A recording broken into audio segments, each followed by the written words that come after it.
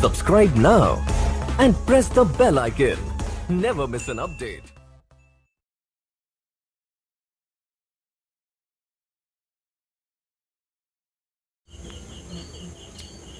नमस्कार मित्रों, मैं रोशन तिवारी अपने YouTube channel let's easy to learn पे आप सबों का स्वागत करता हूं। यदि आपने अभी तक हमारे YouTube channel let's easy to learn को सब्सक्राइब नहीं किए हैं तो चैनल को सब्सक्राइब कर ले, साथ ही बेल आइकन को भी प्रेस कर दे ताकि आपको हमारे सभी नए वीडियो का नोटिफिकेशन सबसे पहले मिल सके। और हाँ, कमेंट बॉक्स में कमेंट करना ना भूलें, ठीक है। जैसा कि इससे पहले वाले वीडियो में हमने कहा था कि न्यूमेरिकल का क्वेश्चन आंसर हम बनाएंगे, तो फिलहाल न्यूमेरिकल का नहीं बना पाए। कुछ रीज़न था कि ज़्यादा इम्पोर्टेंट क्वेश्चन हमको उसमें नहीं दिखा जो कि बताना चाहिए, क्योंकि पिछले बार का भी क्वेश्चन हम देखते हैं, क्वेश्चन देख के फिर हम क्वेश्चन सेलेक्ट करते हैं, तो ज़्यादा इंपॉर्टेंट क्वेश्चन हमको नज़र नहीं आया, इसलिए न्यूमेरिकल क्वेश्चन हम छोड़ दिए हैं। फिलहाल आज हम लोग अगला अभ्यास शुरू करने जा रहे हैं, अभ्यास 12, जो कि विद्युत धारा से संबंधित है। कुछ मित्रों ने हमें कमेंट भी किया था कि सर विद्युत धारा चैप्टर पढ़ाइए, तो उसी से कुछ इंपॉर्टेंट पॉइंट्स हम सेलेक्ट करके रखे हैं। इसका पार्ट फर्स्ट ये वीडियो है और इसका दूसरा वीडियो बना के हम अपलोड करते रहेंगे, तो आप लोग हमारे चैनल पर बने रहिए, वीडियो को अंत तक देखिए। तो चलिए वीडियो को शुरू करते हैं, ठीक है।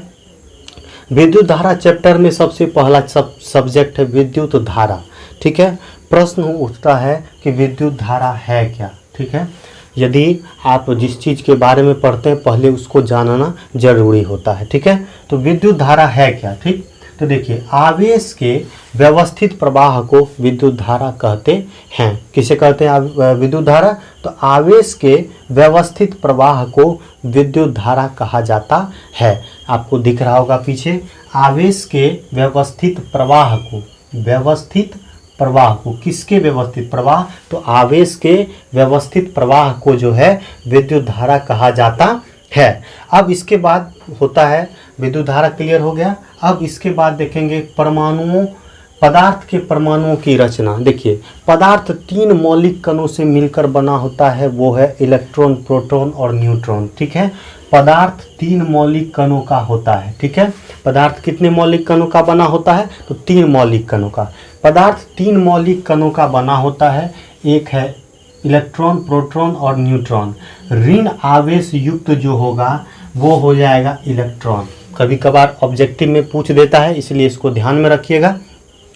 तो ऋण आवेश युक्त जो होगा वो हो जाएगा आपका इलेक्ट्रॉन, और धन आवेश युक्त जो होगा वो हो जाएगा आपका प्रोटॉन, ठीक है।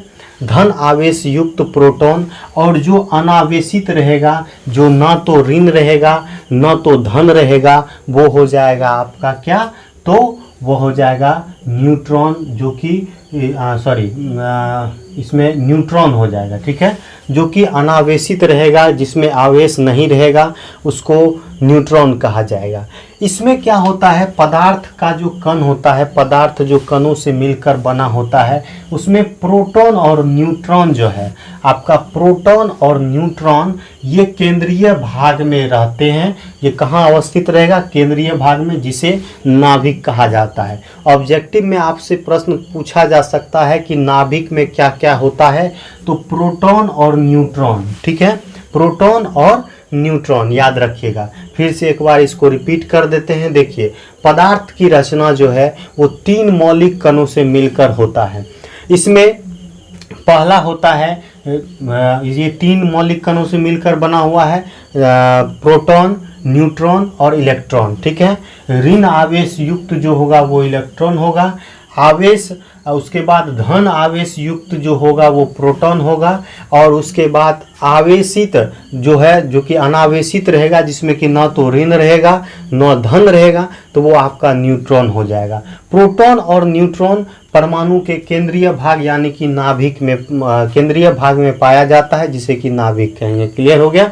चलिए अब आगे बढ़ते हैं। आगे है, देखिए आगे एक पॉइंट है, इसमें दिया हुआ है इलेक्ट्रॉन। इलेक्ट्रॉन को खोकर कोई पदार्थ, ठीक है, कोई पदार्थ इलेक्ट्रॉन को खोकर धनावेशित होता है, यानी इलेक्ट्रॉन खोने के बाद कोई पदार्थ क्या हो जाएगा, धनावेशित हो जाएगा, तथा इलेक्ट्रॉन को पाकर कोई पदार्थ जो है वो ऋणावेशित होता है। कोई पदार्थ इलेक्ट्रॉन खोएगा तो वो क्या हो जाएगा, धनावेशित हो जाएगा, और यदि वह इलेक्ट्रॉन को ग्रहण करेगा तो वो ऋणावेशित हो जाएगा। ठीक है, अब आगे देखेंगे, आवेश संरक्षित रहता है। देखिए एक चीज़ इसमें थोड़ा सा हम बताएंगे आपको, आवेश संरक्षण का सिद्धांत, ऊर्जा संरक्षण का सिद्धांत और संवेग संरक्षण का सिद्धांत, ये तीनों चीज़ पूछा जाता है। ठीक है, देखिए इन तीनों चीज़ में न तो उसको बनाया जाता है और न ही नष्ट किया जाता है, इसको आप हमेशा ध्यान में रखिएगा। कोई भी संरक्षण का सिद्धांत यदि पूछ दे, जैसे संवेग संरक्षण का सिद्धांत आपसे कोई पूछ दे, तो देखिए संवेग को न तो बनाया जाता है न ही नष्ट किया जाता है। ऊर्जा संरक्षण का सिद्धांत होता है, ऊर्जा को न तो उत्पन्न किया जाता है न ही उसको नष्ट किया जा सकता है, बस इसको क्या किया जाता है, रूपांतरित किया जाता है। ठीक इसी प्रकार आपका यहाँ पर आवेश संरक्षण का सिद्धांत कह रहा है, देखिए आवेश संरक्षित रहता है, यानी कि ये एक जगह एकत्रित रहता है, ना ही इसको इसको उत्पन्न किया जा सकता है, यानी कि ना ही बनाया जा सकता है और ना ही इसे नष्ट किया जा सकता है। ये तीन चीज़ इसमें याद रखिएगा आप, इसमें तीन चीज़ क्लियर हो रहा है, इससे तीनों चीज़ को आप ध्यान में रखिएगा। न तो बनाया जाता है न ही नष्ट किया जाता है, ये आवेश संरक्षण, ऊर्जा संरक्षण और संवेग संरक्षण, ये तीनों सिद्धांत एक ही पर आधारित होगा। जैसे ही आपको कोई पूछे संरक्षण का सिद्धांत बताइए तो सीधा आप याद रखिएगा, न तो बनाया जाता है और ना ही इसे नष्ट किया जाता है। आगे बढ़ेंगे, विद्युत चालक या फिर विद्युत चालक। चालक और कुचालक आप जानते भी होंगे, क्या चालक है क्या कुचालक है। कुछ इसमें अपवाद हैं, आप लोग वैसे कल हम कोशिश करेंगे अपवाद का एक कलेक्ट करके हम नोट डाउन करके फिर आपको हम क्लियर कर देंगे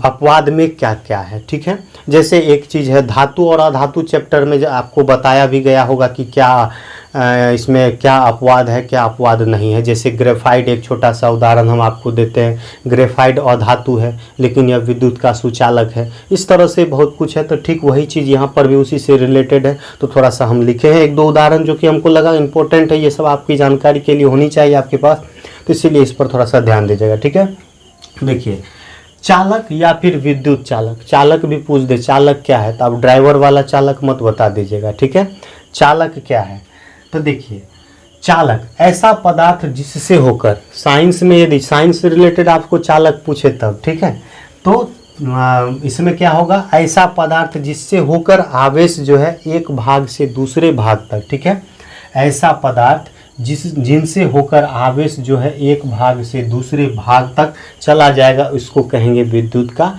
चालक। और यदि नहीं जाएगा तो उसी को कहेंगे कुचालक। जैसे तार, देखिए तार में एक तरफ आप करंट लगाते हैं दूसरे तरफ पहुंच जाता है तो ये चालक हो गया। ग्रेफाइट आपका पेंसिल में रहता है, उसको बोर्ड में लगा के दूसरे तरफ छुइएगा उसमें भी करंट आता है तो वो हो गया चालक। ठीक है, यानी कि जिससे होकर आवेश एक सिरे से दूसरे सिरे तक, उदाहरण के लिए ये आप देख रहे हैं, इसमें यहाँ पर आप करंट दीजिएगा तो दूसरे सिरे को छुइएगा तो इस पर इस साइड से करंट सप्लाई हो जाएगा, तो ये चीज़ हो गया आपका क्या, चालक। और यदि यही काम नहीं करेगा तो वो क्या हो जाएगा, कुचालक हो जाएगा। अब देखिए चालक में हम यहाँ पर ग्रेफाइट लिखे हैं, क्यों, क्योंकि ये अपवाद है अधातु लेकिन ये है। उसके बाद हम लिखे हैं आर्द्र वायु। आर्द्र वायु क्या है ये भी हम पीछे अपने वीडियो में बताए हैं, उसको वहाँ से देख लीजिएगा।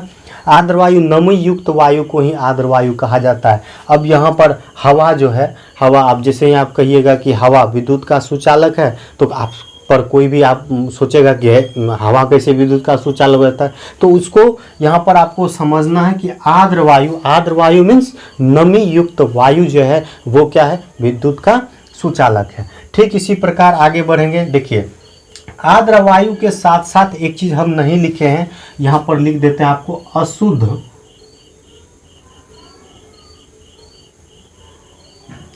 अशुद्ध जल जो है, इसको याद रखिए, अशुद्ध जल भी जो है आपका ये विद्युत का सुचालक है। उसी जगह पे शुद्ध जल नहीं होगा, याद रखिएगा। आप भी किसी से पूछ सकते हैं क्या शुद्ध जल विद्युत का चालक है? नहीं होगा। और अशुद्ध जल हाँ है। ये इससे रिलेटेड एक प्रश्न भी बनता है, उसको आगे देखेंगे। ठीक है, अब देखिए विद्युत रोधी या कुचालक क्या है?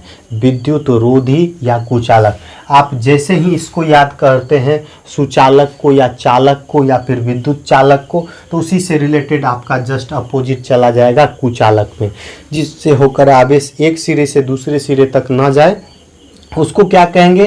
कुचालक कहेंगे। ऐसा पदार्थ जिनसे होकर आवेश एक भाग से दूसरे भाग तक नहीं जाता है, उसे क्या कहेंगे? कुचालक कहेंगे। अब इसमें देखिए सूखी वायु हम लिख दिए यहाँ पर, देखिए सूखी वायु, इससे आपको स्पष्ट हो जाएगा और समझने में आपको कोई दिक्कत नहीं होगा कि सूखी वायु जो है ये क्या होगा? आपका कुचालक में आ जाएगा। ठीक है, उसी जगह पे शुद्ध जल भी उदाहरण में दे दिए हैं, तो ये सब चीज़ को आप याद रखिएगा। चलिए अब आगे बढ़ेंगे। आगे है आपका विद्युत धारा का एसआई मात्रक। ऑब्जेक्टिव में बाबू ये सब प्रश्न पूछ दिया जाता है, आप लोग ध्यान में रखिएगा। ऑब्जेक्टिव में ये सब प्रश्न एसआई मात्रक किसका क्या होता है, इसको आपको ध्यान में रखना है। तो विद्युत धारा का एसआई मात्रक एम्पेयर होता है, रट्टा मार लीजिएगा। विद्युत धारा का एसआई मात्रक एम्पेयर, और उसी जगह पे आवेश के परिमाण का एसआई मात्रक कूलम होता है। विद्युत धारा का एसआई मात्रक एम्पेयर और आवेश के परिमाण का, यानी आवेश के परिमाण का, आवेश की मात्रा क्या है उसका एसआई मात्रक जो है वो क्या हो जाएगा? कूलम हो जाएगा। ठीक है, अब देखिए आगे बढ़ेंगे। आगे आपका दिया हुआ है इकाई धनावेश। ठीक है, इकाई धनावेश को अनंत से, आगे हम लोग देख रहे हैं इसमें विभव क्या है, विद्युत विभव क्या है, इस पर देख रहे हैं। ठीक है, देखिए विद्युत विभव किसे कहते हैं? देखिए इकाई धनावेश यानी कोई धनावेश को अनंत से, कहीं दूर से किसी बिंदु तक लाने में किए गए कार्य को, ठीक है, कोई धनावेश है, किसी दूर बिंदु से आप यहाँ तक ले आ रहे हैं, उस क्रम में जो कार्य होगा उस बिंदु पर विद्युत विभव कहते हैं। ठीक है, किए गए कार्य को उस बिंदु पर, उस बिंदु तक पर जो हुआ है उसको क्या कहेंगे? विद्युत विभव कहेंगे। और विद्युत विभव का एसआई मात्रक क्या होता है? तो ये आपका वोल्ट हो जाएगा। विद्युत विभव का एसआई मात्रक वोल्ट हो जाएगा। अब विद्युत विभव के बाद आती है सेल। सेल और बैटरी क्या है? ठीक है, सेल और बैटरी, तो सेल और बैटरी इसका अंतर थोड़ा सा हम कल देखेंगे। फिलहाल आज सेल के बारे में और बैटरी के बारे में ये है क्या, इसका प्रतीक चिन्ह क्या होता है, प्रतीक चिन्ह भी कल देखेंगे। तो सभी का प्रतीक चिन्ह देखेंगे। तो प्रतीक चिन्ह क्या है? तो देखिए सेल, यह जो है एक सरल युक्ति है। सेल क्या है? एक सरल युक्ति है जो विभवांतर को बनाए रखती है। किसको बनाए रखती है? विभवांतर को। ठीक है, सेल एक प्रकार की युक्ति है जो विभवांतर को बनाए रखती है, और इसका प्रतीक चिन्ह यहाँ पर आपको दिख रहा होगा। सेल में सिर्फ प्लस माइनस होता है, बस ये है प्रतीक चिन्ह। और इसके बाद जब बैटरी की बात होगी तो बैटरी में हो जाता है सेलों के समूह को, ठीक है, सेलों के समूह को बैटरी कहा जाता है। सेल में सिर्फ ये विद्युत विभवांतर के रूप में जुड़ा हुआ रहता है, इसको ये विभवांतर को बनाए रखती है, और जब कई सेल मिल के जो है वो क्या करेगा? बैटरी बनाएगा। ठीक है, इतना आप लोगों को समझ में आ गया।